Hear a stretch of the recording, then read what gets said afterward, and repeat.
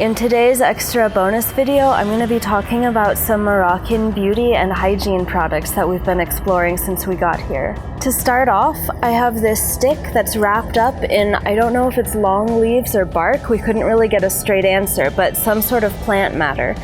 And what the seller told us is that you peel off a piece of this outer layer and chew on it to sanitize and decontaminate your mouth. So I'm going to try that and we'll see how it goes. When I heard about chewing on some plant cleaning your mouth, I envisioned that it would taste like mint, maybe partly because there's so much mint tea here, but in fact it doesn't at all. It has this sort of astringent plant-like taste to it, and it feels like it's drying and puckering your mouth a little bit, but the flavor itself isn't that strong. And I wish I had some way to do like a bacterial swab to see if it's actually cleaning my mouth, but I guess it feels a little cleaner. Overall though, this isn't going to give you the minty freshness that I expected when I saw it and heard about it. Next up is one that I was most curious about ever since I first heard of it. This is a tube of green lipstick, and yes, the lipstick itself is actually green. It's supposed to change to pink or red when you put it on, and supposedly it magically changes depending on your skin tone to find a color that's perfect for you. So I'm going to try putting it on and we'll see what happens and hope that I don't have bright green lips. It's been about 15 seconds now since I put this on, and you can see that it is not in fact green, and it has changed to this sort of berry pink red shade that's pretty subtle, but I actually really like. It reminds me of my favorite lipstick from about 10 years ago that was discontinued and that I haven't been able to find an equivalent since. So I'm really happy with it. And while it may not be magic, this is definitely going in my makeup case, and I'm going to get a few more tubes to make sure that I don't run out. I've now removed that green lipstick so we can move on to talking about the next one. These two things might look like lids for terracotta jars, but in fact they're both beauty products. The first you can see has these scores on it, and that makes it work almost like a pumice stone. In the shower, you rub it on calluses or dead skin on your feet or even your hands, I guess, to smooth the skin. This one, which looks similar from this angle, is my personal favorite. Instead of being a pumice stone, this is in fact lip stain. You can see that this side is a different color where this has been dipped in a mix including pomegranate, henna, and more. It looks dark red now, but when you wet your finger by licking it and wipe it on, it becomes this bright red that you use as a lip stain. So I'm going to show you how that works. I'm licking my finger, rubbing it on. You can see it's bright red now, and I need a little mirror. And there you have it. This one is much more red and dramatic than the green lipstick, but for a night out, I can imagine it would be the perfect color. Here I have a little jar of locally produced argan oil, and I actually use argan oil quite a bit at home. I have a little bit of rosacea on my cheeks, and I find that it really helps to apply it every day or two.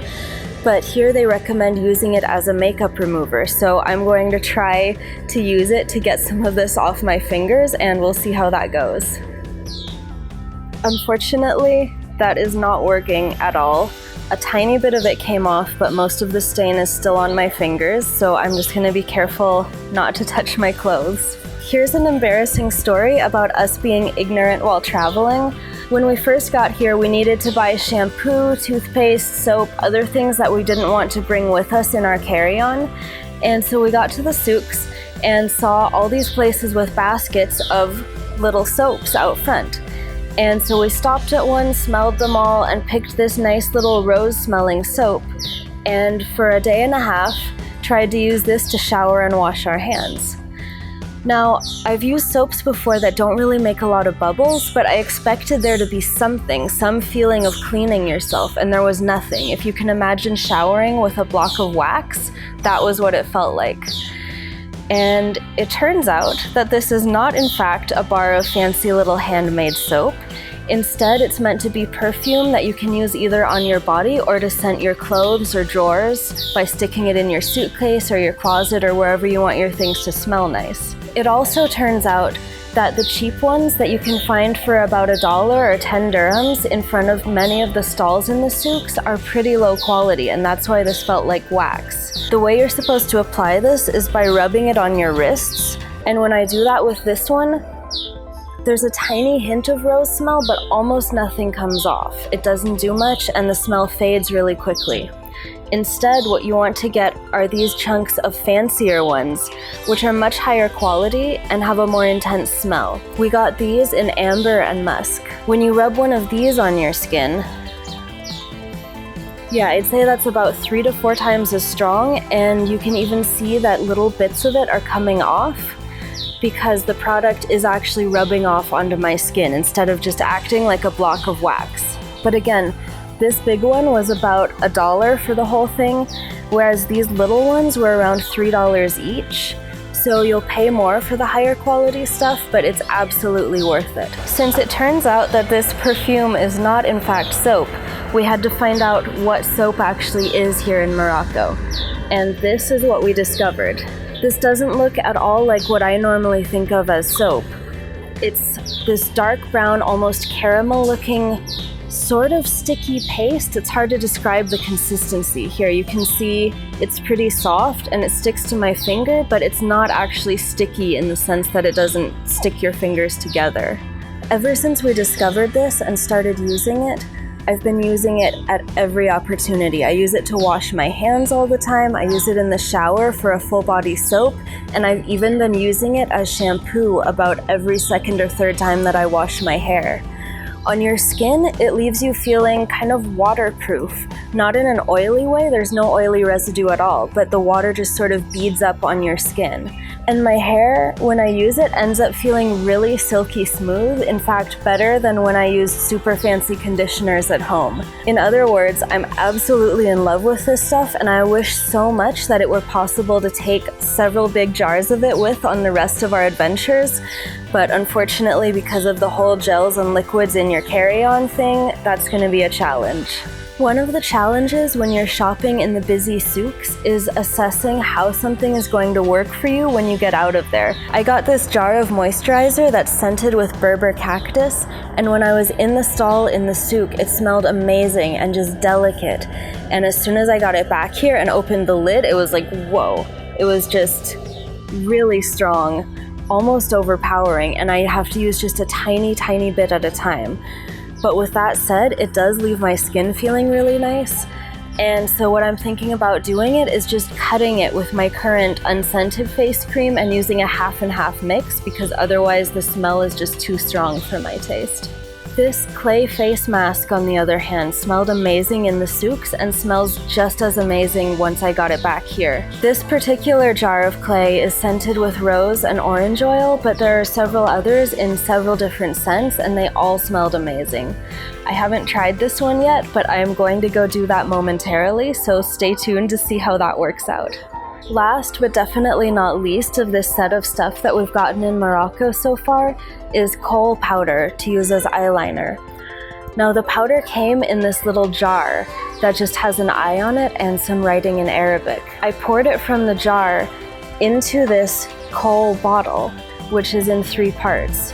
It's made of wood, it has this little ring around the bottom as you can see, but then starting at the top, it has this little stick that you can see is already stained with Kohl from being in the jar.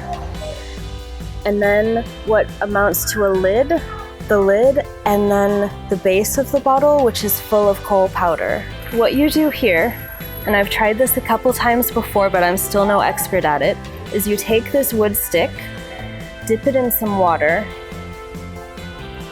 The guy who I bought this from actually said that you put it in your mouth and suck on it, but that doesn't seem quite sanitary enough to me, so I'm using water instead.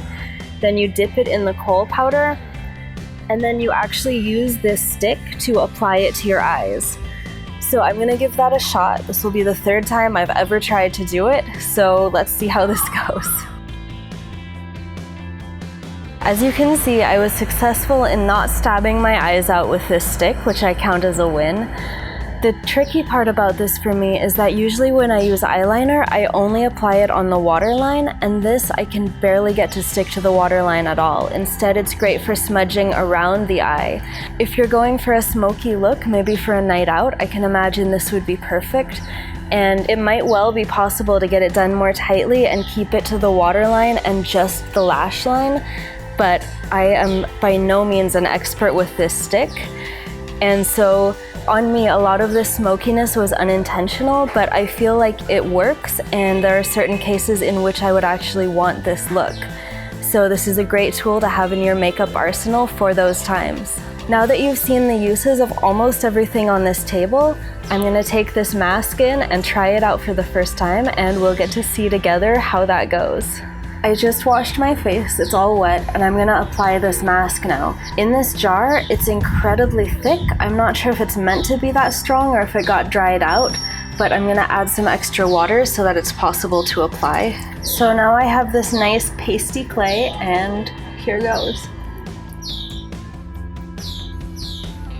The good thing about doing this outside in the heat and wind in Morocco is that this is gonna dry really fast. I can already feel it stiffening up, and I just finished putting it on.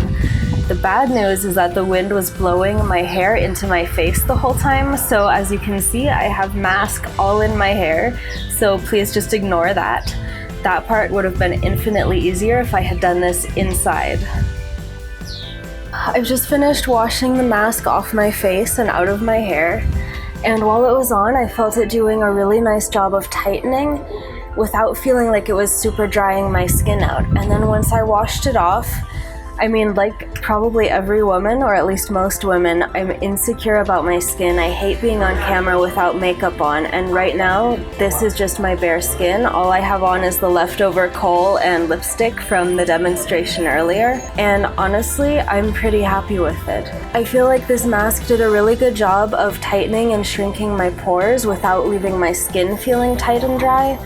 And also that it helped reduce the redness that I have in my cheeks from a little bit of rosacea. One of the problems I've noticed here is that if I wear basically any makeup on my skin, within a couple hours it's full of grit and sand, and it's getting patchy and dry and falling off, and it looks really bad. So I wonder if masks like this are the secret to being able to go without makeup completely here. Thank you so much for watching this extra bonus video, and I hope you'll come back for our next video, which will be this Saturday at 11 a.m. Pacific time.